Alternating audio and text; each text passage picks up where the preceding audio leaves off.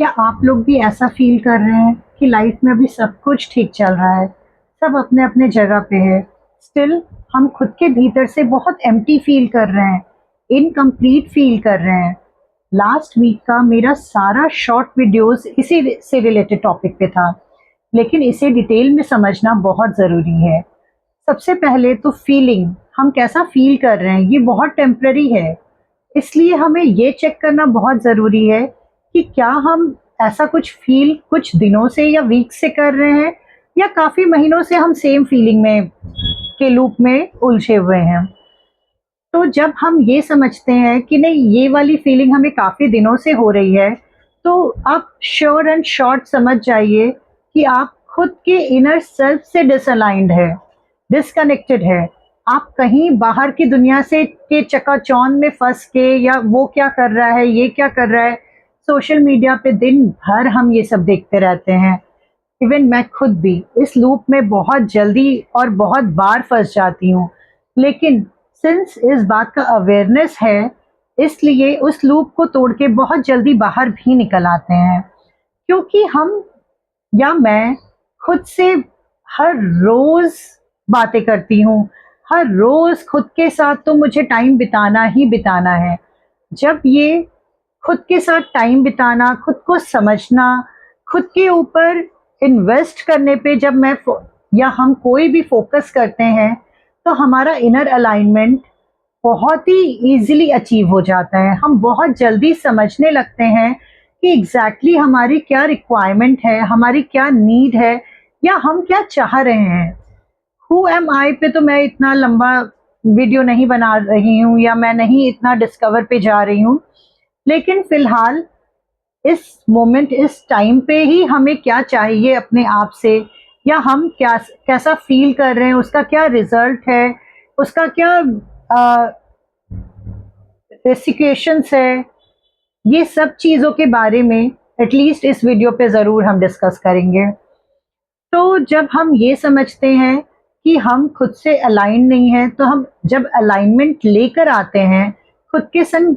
Sufficient time spend करके, तो हम धीरे धीरे समझने लगते हैं कि एवरी डे हमें अपना हर एक दिन मोनोटोनस इसलिए लगता है क्योंकि उसमें से कुछ ऐसा चीज मिसिंग है जो बहुत ही भीतर से हमें चीख चीख के बोल रहा है कि यार हमें तो ये करना है, या हम तो ऐसा कुछ ना कुछ इस पोजीशन पे होना चाहते हैं। लेकिन हम जब खुद की तरफ कोई ध्यान नहीं दे रहे होते हैं, तो बस जो कंफर्ट जोन है, जो ज़रूरत के काम है, ज़रूरत की चीज़ें हैं, ज़रूरत के बकवास है, उसमें बस हम जिए चले जाते हैं, उसको तो हम करते चले जाते हैं। बाकी के टाइम पे नेटफ्लिक्स, गेम्स, या चिट चैट करके किसी को फ़ोन कर लिया, सोशल मीडिया स्क्रॉल कर लिया, इन सारी चीज़ों में टाइम तो आज के डेट में आराम से हमारा पास हो जाता है। लेकिन जब हम टाइम पास करते करते भी कुछ इस टाइप के लूप में फंस जाते हैं, जिस समय हमें समझ में आता है कि वो सिर्फ एक टाइम पास ही है, तब हमें समझ में आता है कि यार हम तो अंदर से कुछ और चाहते हैं, या हम इससे भी ज़्यादा कुछ करने का पोटेंशियल रखते हैं, या फिर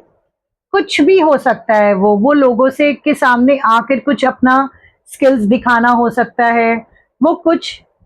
अकेले में बस गुनगुनाना, अपना प्रैक्टिस करना हो सकता है, या अपना कोई डांस प्रैक्टिस, या अपना कोई आर्ट प्रैक्टिस, या पैसे कमाने का चाहत, या रिकॉग्निशन। ये बहुत कॉमन है हम सबके बीच। मैंने जितने लोगों को ऑब्जर्व किया है आज तक, including me my self, recognition, कि लोग हमें पहचाने, हमारी आइडेंटिटी हो लोगों के सामने, वो हमें हमारे नाम से जाने,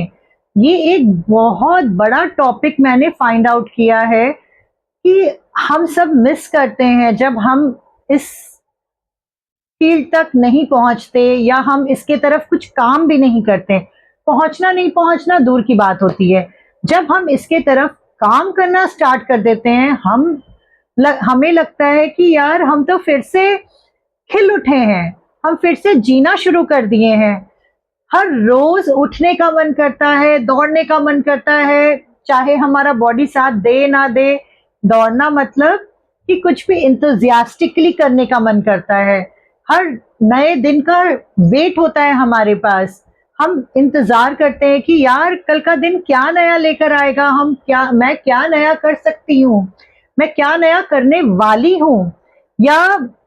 भगवान से प्रेयर भी करते हैं, यूनिवर्स से प्रेयर भी करते हैं, तो ये कहते हैं, मैं एटलीस्ट मैं तो कहती हूँ कि यार भगवान, कल इससे रिलेटेड जो मैं वीडियोस बना रही हूँ या फिर जो मैं life coach, as a life coach लोगों के सामने आ रही हूँ, मैं लोगों को अपने इस स्किल से सर्व करना चाहती हूँ, तो इससे रिलेटेड कल और क्या नया मेरे लाइफ में आएगा और मुझे क्या करना है, नए कौन से टॉपिक्स होंगे जिस पे मुझे वीडियोस बनाने हैं, नया कौन सा आइडिया मुझे जनरेट करना है, मुझे कौन से एआई के स्किल्स सीखने हैं। ये सारे मेरे थॉट प्रोसेस है जो मेरे दिमाग में चलते रहता है, जिसकी वजह से मुझे एक किक मिलता है रोज सुबह उठने का और उसी जोश से हर दिन को स्टार्ट करने का। सिंस मैं भी एक मैरिड वुमन हूँ, मेरा भी फैमिली है and I love my family, तो मैं अपने बेटे के लिए भी जीती हूँ, अपने हस्बैंड के लिए भी जीती हूँ, लेकिन मैं खुद के लिए सबसे पहले जीती हूँ, क्योंकि मुझे पता है जब मैं खुश रहती हूँ, जब मैं स्वस्थ रहती हूँ, तो मेरा पूरा परिवार स्वस्थ रहता है और खुश रहता है। और अगर कुछ अनहोनी हो भी जाता है तो मैं अपने पॉजिटिव एटीट्यूड से या अपने जीवन के ब्लेसिंग से कहीं ना कहीं उनको भी खुश कर पाती हूँ, उनको भी संतुष्ट कर पाती हूँ, उनको भी प्यार से भर देती हूँ। तो मुझे ये बात बहुत अच्छे से पता है और मैं इसको ही सेल्फ लव बोलती हूँ। कोई इसे सेल्फिश होना बोल दे, लेकिन बहुत ही शॉर्ट फॉर्म में जितना मैं समझा पाई, मुझे लग रहा है कि बहुत इजी है इस बात को समझना कि सेल्फिश और सेल्फ लव टू डिफरेंट चीज है। जब हम सेल्फ लव करते हैं तब ही हम अपने इनर अलाइनमेंट में आ सकते हैं। जब इनर अलाइनमेंट में आते हैं तो पता चलता है कि हमारा कुछ और भी मोटो हो सकता है, हम कुछ और भी अचीव करना चाह सकते हैं, भले वो छोटे मोटे चीजें हों,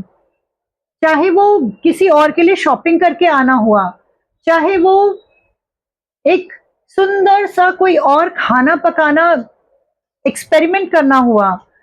कुछ भी हो सकता है। लेकिन ये सिर्फ फ्यू एग्जाम्पल्स है। एग्जैक्टली हमें क्या चाहिए वो तो सिर्फ और सिर्फ हमें अपने इनर अलाइनमेंट से पता चलेगा, जब हम खुद के संग अपना टाइम स्पेंड करेंगे, जब हम खुद को वक्त देंगे, जब हम ये समझेंगे कि हमारा लाइफ मोनोटनस क्यों हो रहा है, हम जब उसके लिए डायरेक्शन सर्च करना स्टार्ट करेंगे, वो स्टार्टिंग पॉइंट होगा हमारा ट्रांसफॉर्मेशन का। ट्रस्ट मी, मेरी लाइफ पिछले 10 सालों में इसी तरह से बदली है। मुझे अपना लाइफ हेल लगने लग गया था 10 साल पहले,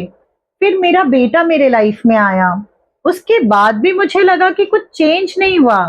मुझे बहुत ज्यादा मजे नहीं आ रहे अपने लाइफ में या अपने लाइफ को जीने में, और या फिर मैं हर वक्त कंप्लेनिंग मोड में हूँ, कुछ भी नया करने का कोई जोश, कोई भी ये उत्साह नहीं मेरे अंदर, तो मैं अपने बेटे को क्या ही दूंगी, वो मेरे को देख के क्या सीखेगा, क्या इंस्पायर होगा। वो वक्त था जब मुझे क्लिक किया कि बहुत हो गया रोना धोना, रिस्पॉन्सिबिलिटीज अपना किसी और पे थोपना। मैंने खुद का रिस्पॉन्सिबिलिटी खुद उठाया। उस वक्त मैं अपने ऊपर काम करना स्टार्ट की एंड ट्रस्ट मी, जो भी मुझे देखते, जो भी मुझसे मिलते, वो इतना तो समझ जाते कम से कम कि मुझे देख के उन्हें एक अच्छी पॉजिटिव वाइब्स मिल रही है। भले वो मुझसे खुश हो ना खुश हो अलग बात है, लेकिन मुझसे उनको कंप्लेन नहीं मिलता, मुझसे उनको टेंशन नहीं मिलता। ये और बात थी कि हर एक इंसान के एक्सपेक्टेशंस में हम खरे नहीं उतर सकते, लेकिन मुझे इस बात का बहुत खुशी है कि मैं एक अच्छी एग्जाम्पल बन करके खड़ी हो रही हूँ अपने बेटे के सामने। क्यों? क्योंकि मैं जैसा बनना चाहती थी मैं वैसा ही बनती चली गई। मैं अपने आप से अलाइन करते चली गई। भले मेरा गोल बहुत बड़ा है और बहुत दूर है अभी मुझसे, लेकिन मुझे इस बात की बहुत खुशी है कि मेरा हर दिन उस गोल की तरफ एक और स्टेप, एक और स्टेप, एक और स्टेप होता है। तो मुझे पता है कि कभी ना कभी, कहीं ना कहीं तो मैं पहुंच ही जाऊंगी, लेकिन उस गोल से ज्यादा ये जो हर एक स्टेप लेना एवरी डे मुझे उत्साह से भरता है, मुझे रिजुविनेट करता है। ये प्यार, ये उत्साह, ये खुशी मुझे मेरे जीवन को बेहतरीन तरीके से जीने में मेरी मदद करती है। तो अगर आपको भी 15 मिनट्स के लिए, अगर पूरे वीक में आप अपने आप को टाइम देके अगर इनर अलाइनमेंट ला पाते हैं, तो आप 1 वीक चैलेंज लीजिए और आप एवरी डे सिर्फ 10 मिनट्स अपने साथ बिता करके अपना वाई ढूंढिए, अपना वॉट ढूंढिए कि मुझे क्या करना है, मैं इस वक्त चाहती क्या हूं अपने लाइफ से, या चाहता क्या हूं अपने जीवन से। वो लिखना स्टार्ट कीजिए, उसे समझना स्टार्ट कीजिए। 1 वीक चैलेंज के बाद आप मुझे कमेंट में जरूर लिखिए आपके क्या रिजल्ट्स निकले, आपने क्या समझा अपने बारे में, आपको क्या इस पूरे वीक में फील हुआ और आप किस पोजीशन तक पहुंचे। इसके बाद अगर आपको क्लैरिटी कॉल चाहिए तो 15 मिनट्स के क्लैरिटी कॉल मेरे साथ आप बुक कर सकते हैं 1 to 1 मुझे डीएम करके। क्लैरिटी। Thank you.